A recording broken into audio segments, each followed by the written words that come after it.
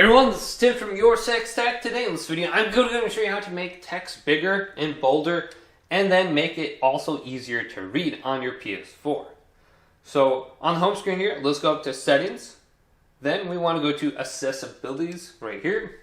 And then we can scroll on down. We can go to Larger Text right here. Then we can also make it bold. And then we can go to High Contrast. So if I select High Contrast, you can see when I uncheck mark it, the background is like a light blue. When I select it, it's going to be a darker blue.